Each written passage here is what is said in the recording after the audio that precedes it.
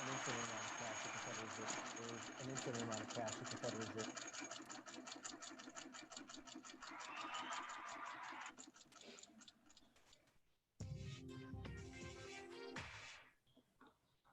The Bitcoin Group, the American original. For over the last 10 seconds, the sharpest Satoshis, the best Bitcoins, the hardest cryptocurrency talk.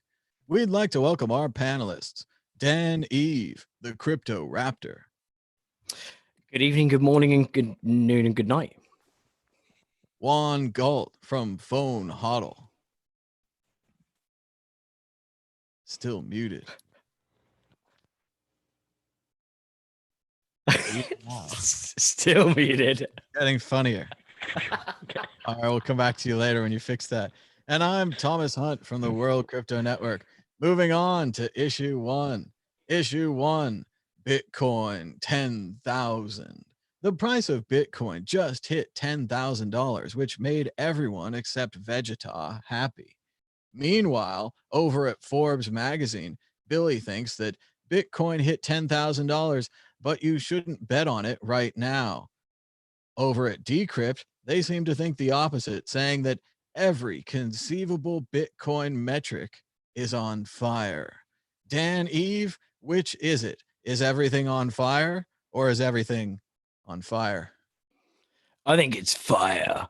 I mean, really, if we weren't in the whole COVID lockdown, I think it would be going completely mental right now. The volume action and price. Don't want to talk about it too much, but I think that's probably COVID's kind of slumped things a bit. But we did see a lot of people use their checks from their checks for $1,200 to buy Bitcoin, which is now also worth what $1,600. So. Yeah, I'm keen to see us above 10K and averaging above, and I think that's going to be happening in the next couple of days. I'm very fortunate, or perhaps not so fortunate, that I did receive my check today. It was a physical check, so it was one of the ones that was delayed so that they could put the president's name on there. Oh. And the 3-week delay that it took to get them my check seems to have cost me quite a lot. The people that bought Bitcoin early on, allegedly, took their $1,200 and it's now worth $1,800. Juan S. Galt, are you bullish or bearish?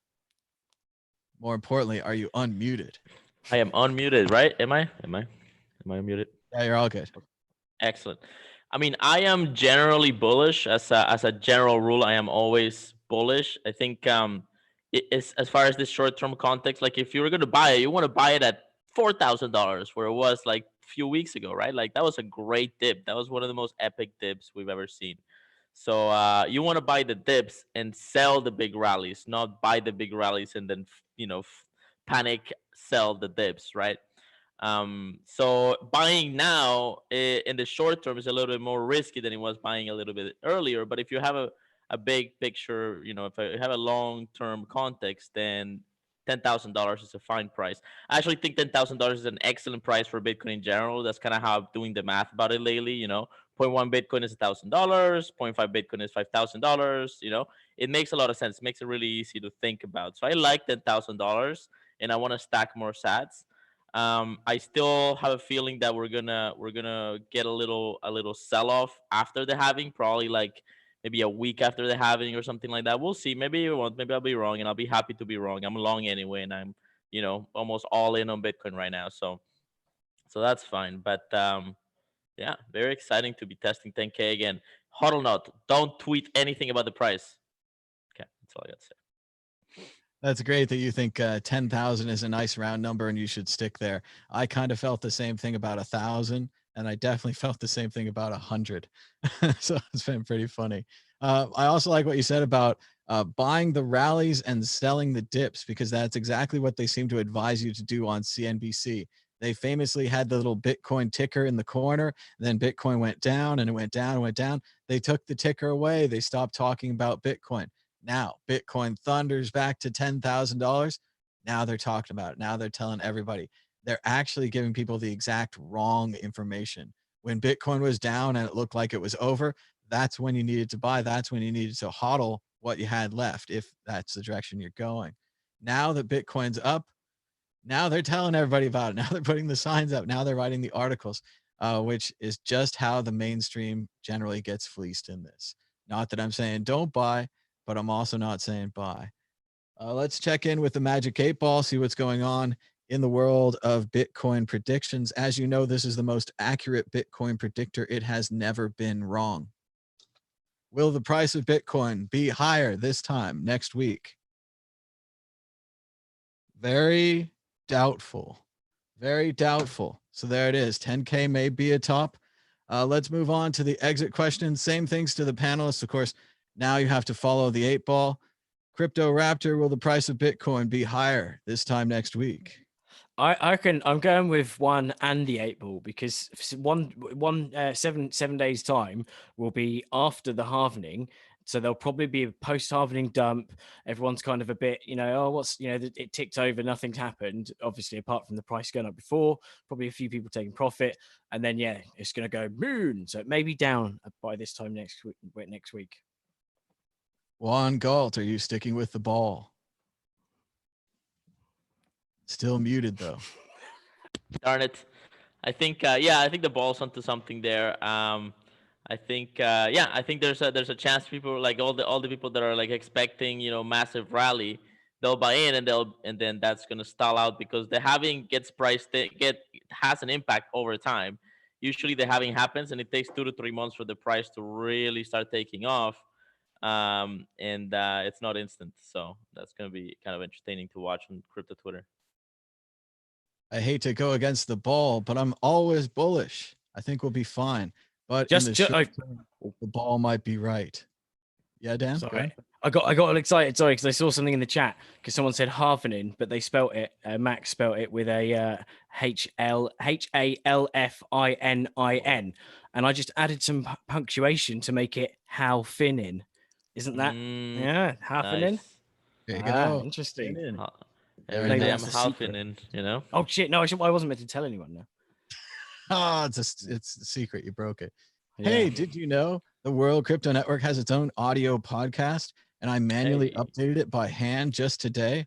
It was awful.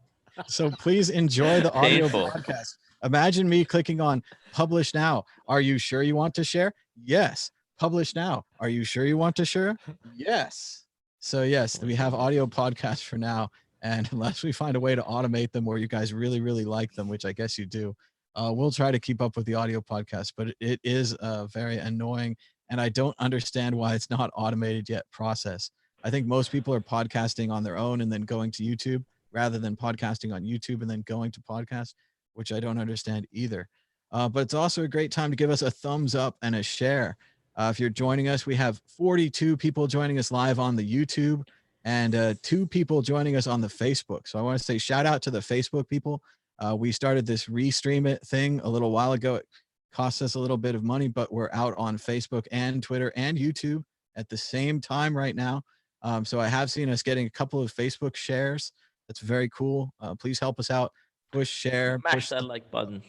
subscribe if you haven't. I hear that 70% of the people are not subscribed watching this video. So it's a great time to subscribe and hit the bell for notifications. But it's way too much advertising. Who cares?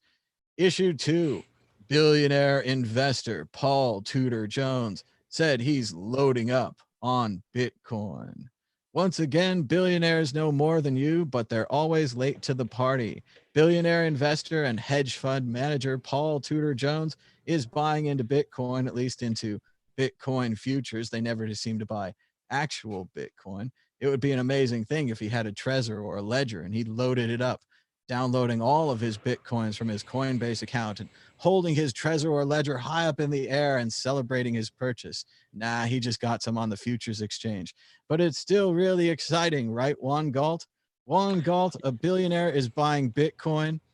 Does this solidify your entire investment thesis? Everything you've done with your life is now correct? I have finally found meaning. It was a long journey, man, but I found it. Thank you, Billionaire, for giving us recognition. Yes.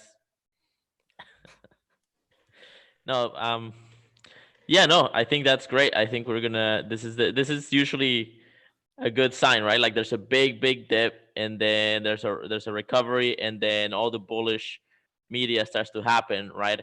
And then the bullish media feeds the price, and yeah, no, this is right on time. Dan Eve, What was the question again?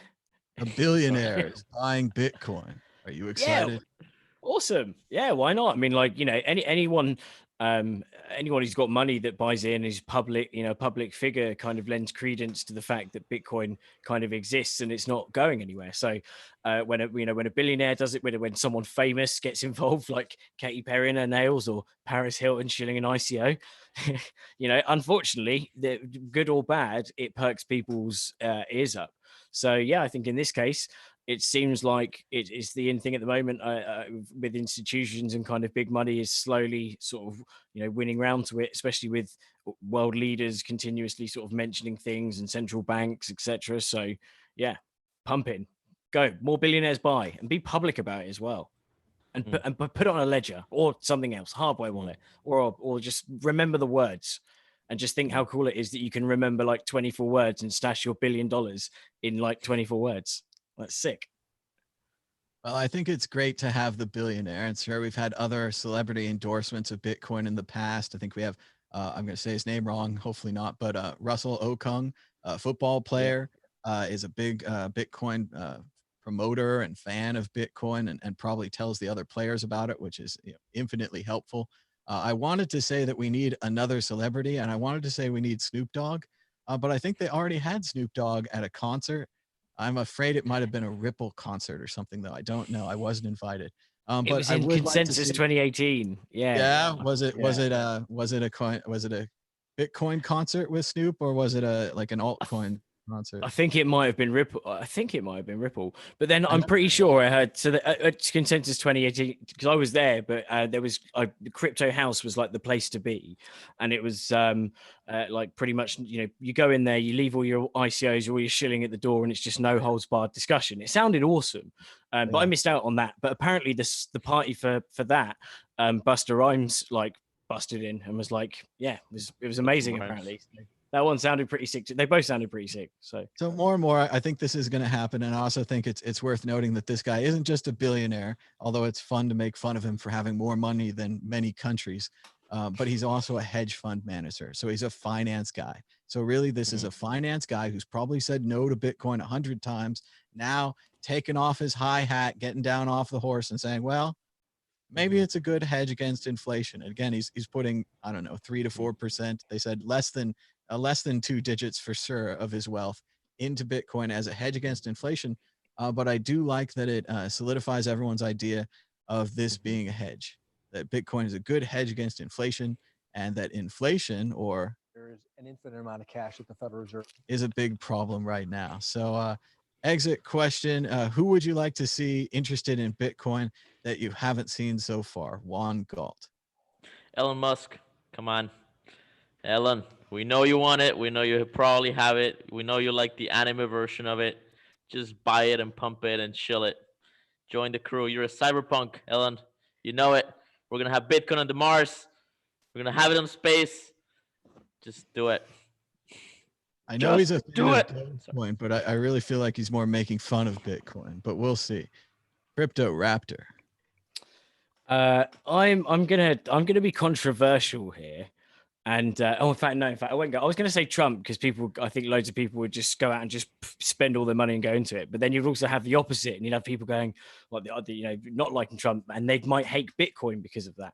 So I'm gonna go for someone like I'm gonna go for Arnold Schwarzenegger, and I hope he announces it with like his donkey eating at his table or whatever else like crazy stuff's going on in his house. Because I think he's got some and you can get involved with the pumping memes as well. Pump it. What's important for me is the platform. I want someone to get involved in Bitcoin who has a really big platform, who, like you're saying, whether it's a price or just the technology or the fact that he likes it, pumps it every day.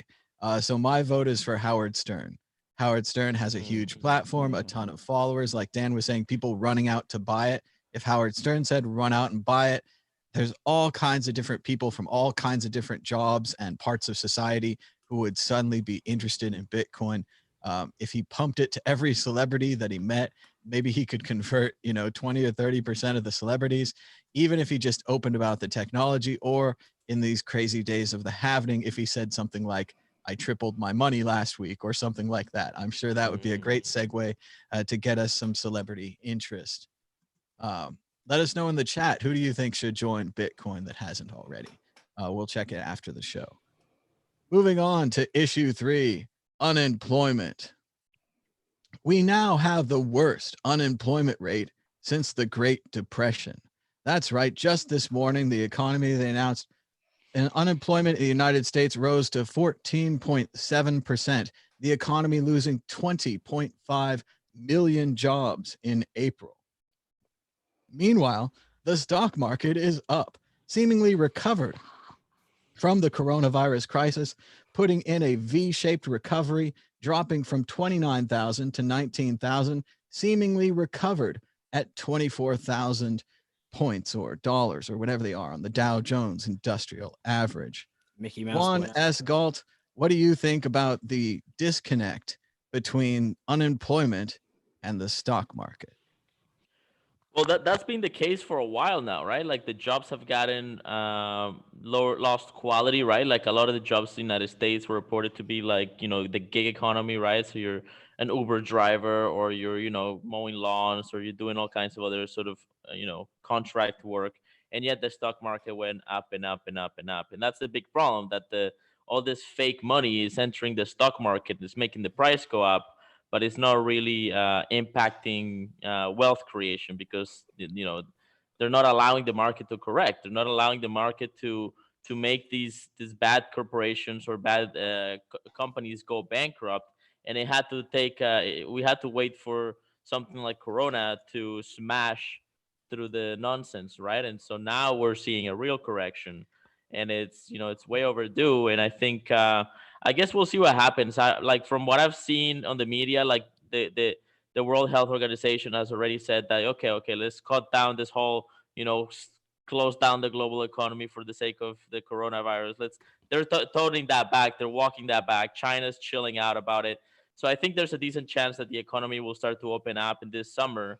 But and if that happens, maybe they can sort of stabilize this crash. But I think the damage has been done, and we're gonna be seeing the consequences of this this reaction to this virus for the next probably 5 years at least.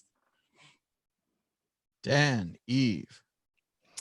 I think what's kind of funny is that how like there's the Bitfinex, the tethers. There's the whole people saying it's a scandal and it's used to pump up the price of Bitcoin.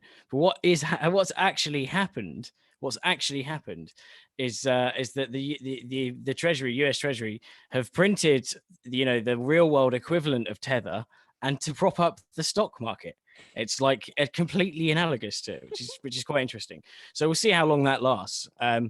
But yeah, I don't know. I think it seems like everything's just a bit too good to be true in that area right now. I mean, it's even before it was looking too steep, and it still is now. And the S&P and the Dow, they're just kind of monstrously high. I wouldn't say the FTSE's actually down a lot, compared to those markets. But yeah, it does seem like it's artificial, and it's not going to last long.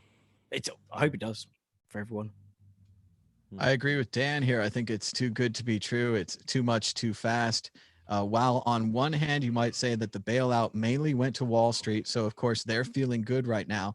The other half of that, Main Street, who didn't get a bailout or just got their pathetic check for $1,200, which, again, I said from the beginning, why not just give them $12,000?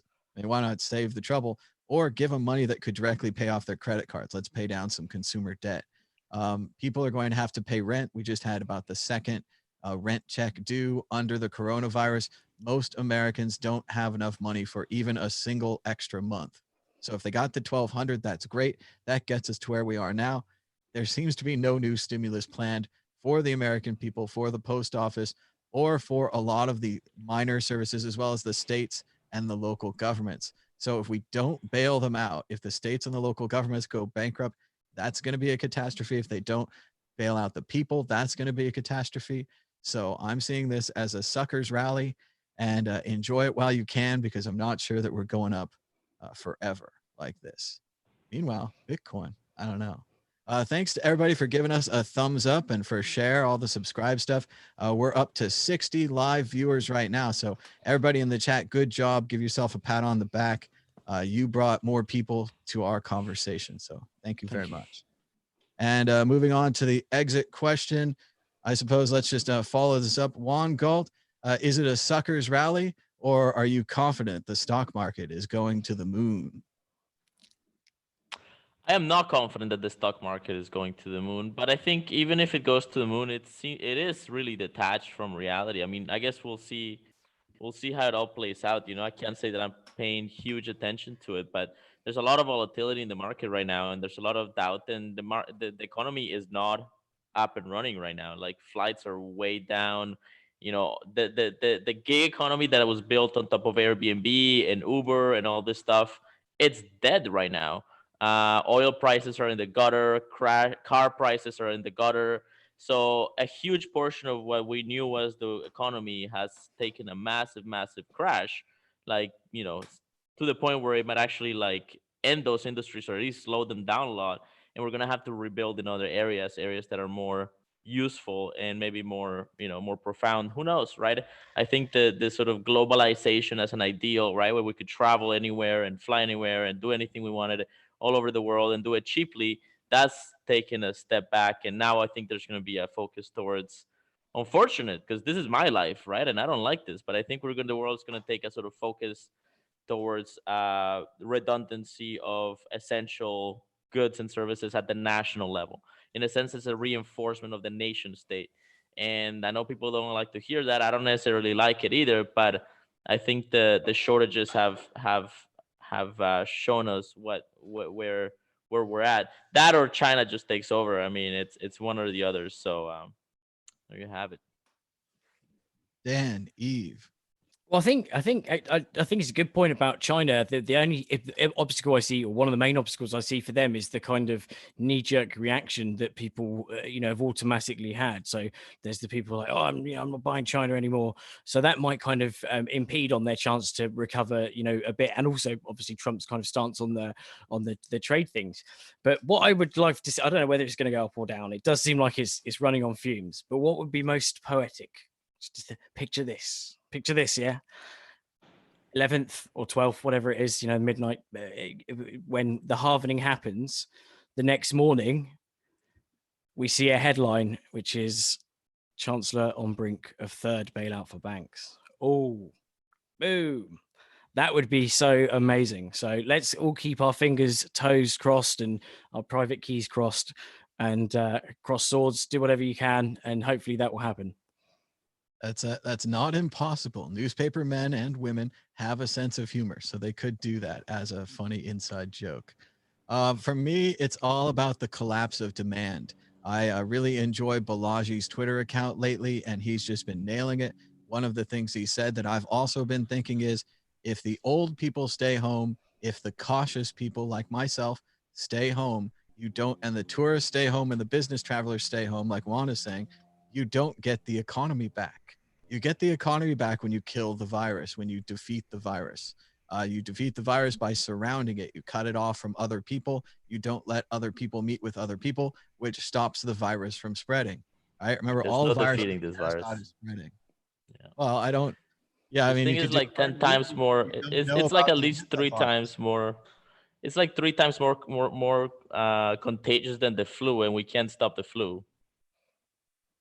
Yes, but we've stopped other things that are very contagious, like SARS and bird flu, with the track and trace surround them strategy, because we don't know if the antibodies are building up. So herd immunity isn't even an option until we understand more about the disease. And yes, there's been different reports of this and different reports of that. We just need more information. And I think that if we stayed home a little bit longer, we might be able to finish this off in the US. Unfortunately, we are reopening everything despite all of the numbers, despite all of the charts. So what's probably going to happen is a reinfection, a whole second round, and we're going to be locked inside longer than we would have been if we just stayed inside now. So we'll see. We'll see what happens. But moving on to issue 4, Bitcoin halving.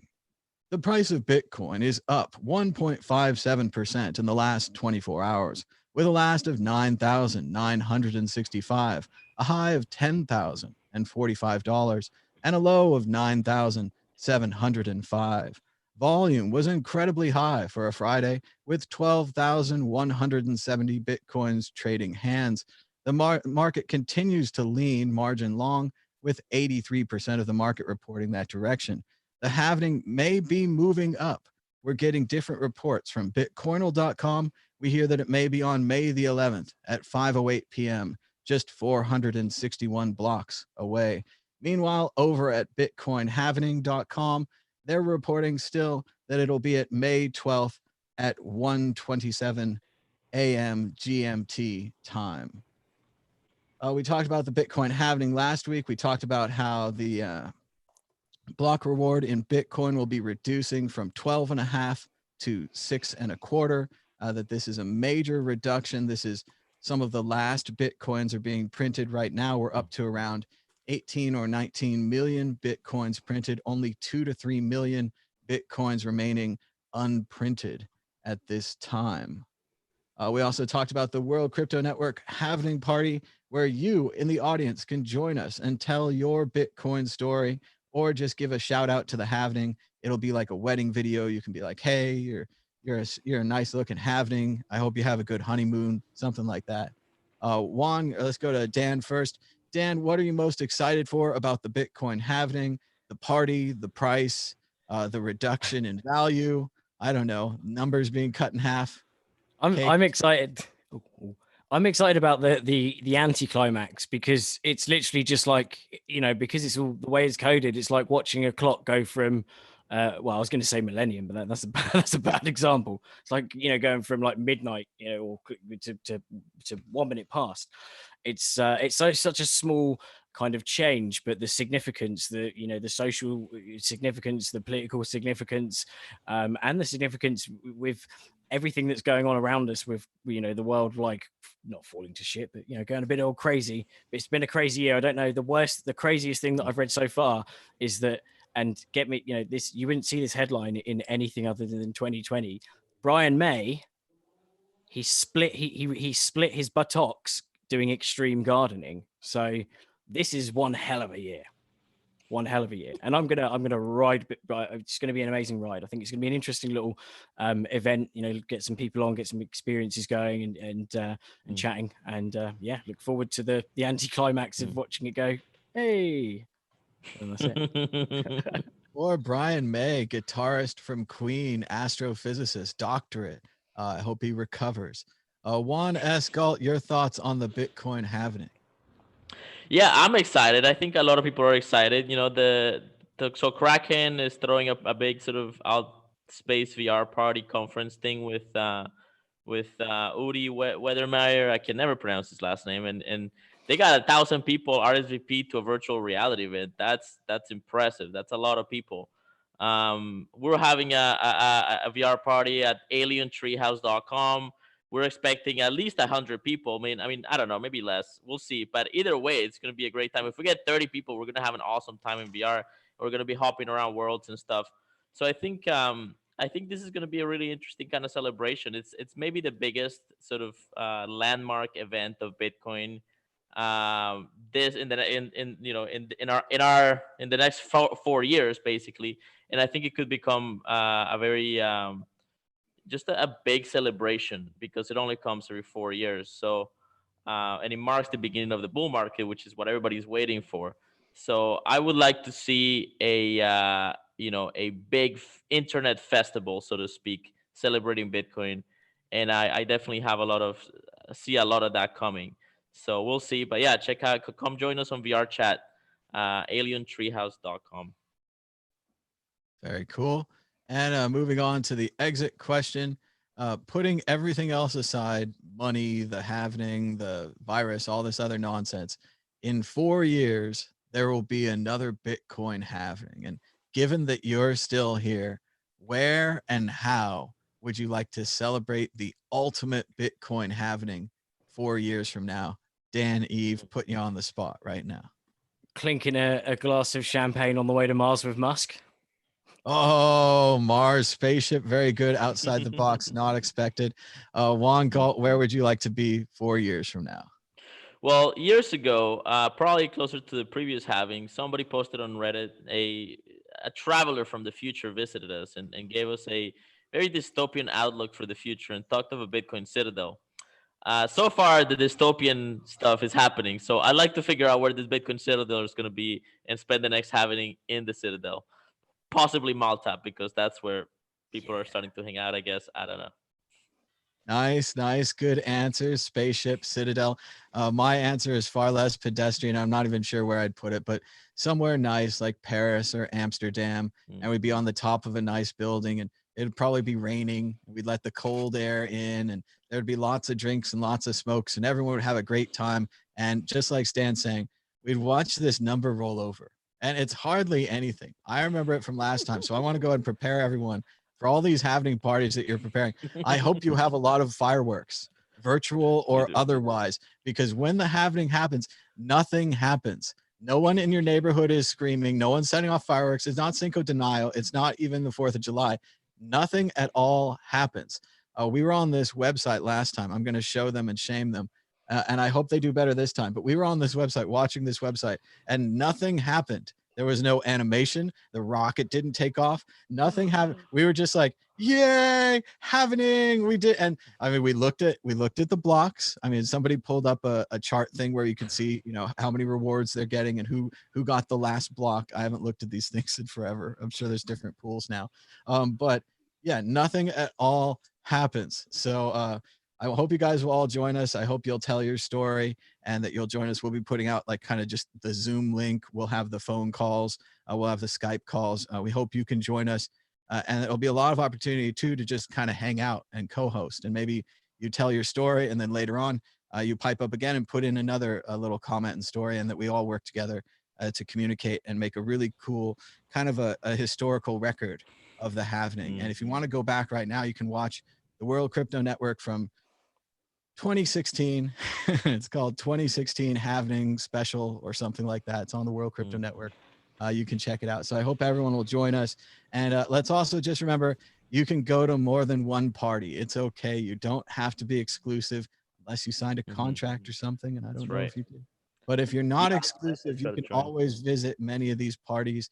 The VR parties, I don't have a fancy VR rig, so I don't feel very welcome. But Juan says you can use you can use a computer, just like a normal desktop computer with a decent graphics card. Like, that's the definition of slumming it. That's how I'm doing it.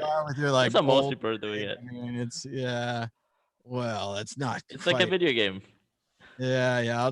If I could do that, why don't I just hang out on Zoom in Flatland with everybody else? Because you can be a meme. You can be a Doge. Your true animal spirit. True spirit animal. I'm a meme right now. But yes, you are a meme right now. We should make an avatar for you. We want to give a shout out to everyone who's been donating to our fundraiser.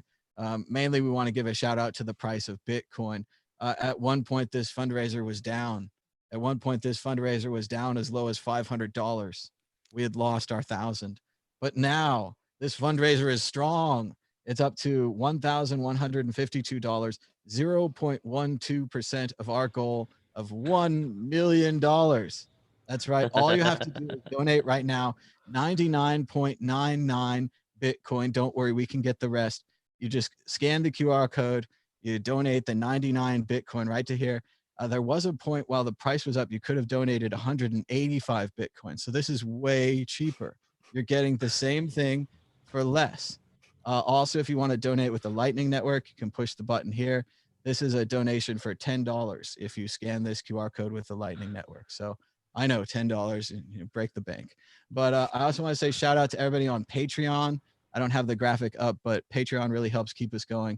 We have a couple of people still on there that are donating and supporting us. So I think we're heading towards the end. Prediction or story of the week. Dan, Eve, are you ready? I'm gonna build on mine from our chat the other. I think it might have been last week actually. So working a bit further. Yeah. What's that? Sorry. I think it was 2 days ago. Oh, was it 2 days ago? Time. I've literally got, look at this beard. I've got no idea what day it is. I try and, I try and plan things by shows now, but obviously I can, anyway. So I'm going to go for the fact that I've been working with Ben on LM Bits, which is awesome. So go to lmbits. Is it .com? It's .com. Go to the GitHub as well, benarc/LN Bits. I've got it set up, and I'll be looking at what's it called? Oh yeah, Reward Portal, which is my company. We're gonna be going. I'll say it on here because it's not too far on my jet. We're going Bitcoin only, so that'll be like rewards, tasks, surveys, competitions, and stuff. Completely changing the interface. Cool. We're moving away from like the Moon type interface, and it's going to look a lot cleaner and more professional. So yeah, show Ellen Bits because that looks a lot better. That's great. So that's my story of the week, and yeah, really looking forward to, and thanks Ben, and also very quick shout out to Bittylicious because they were like the third time I bought Bitcoin. The first time was like a mate who introduced me. The second time was buying off from Verwox. Was it Verwox? Verwox through Linden Dollars and all that, and then the third time was Bittylicious, and I'm just sad that I don't have any left. Just to clarify. Oh, I love Bittylicious. Way back in the day, they used to sponsor Mad Bitcoins, and I'd do little slogans and stuff. Your Bitcoin purchases are always delicious when you buy at Bittylicious. It was always fun. It's very easy to run. Juan S. Galt, story of the week or prediction? Yeah, I mean, I think the story of the week is no doubt the Halving. I think I'm just excited about the whole VR thing because I think we're going to be able to meet in a new way and experience art and even advertisement in a very, very new way. We got some really nice sponsors. They're helping us out with the cost. We're creating a whole world around the Bitcoin lore, and we're really excited about that. I think it's going to be beautiful, and we're going to be live streaming the whole thing. So if you can't make it into the world for whatever reason, and I understand that there's some big limitations with VR right now, I think it's worth it. I think VR chat is worth the limitations. But we're going to be live streaming it anyway from multiple perspectives. So you'll get to enjoy it and we'll get some good content out of it. So looking forward to sharing that and seeing people's reactions. Nice. Yeah, check out the Twitter account too. It's cool. Very cool. And you can check that out at alientreehouse.com. All right. And I think that's about it for the show. We'll be back again. Maybe tomorrow we'll do some weekend shows.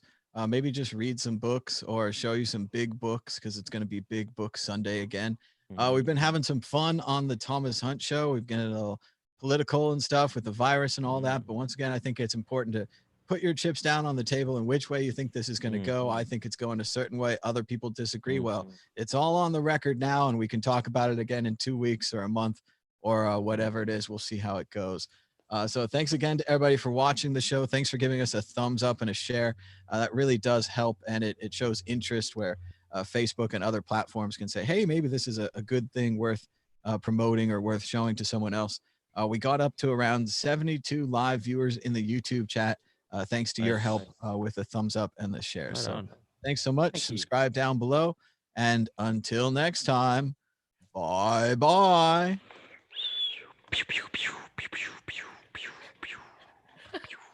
So many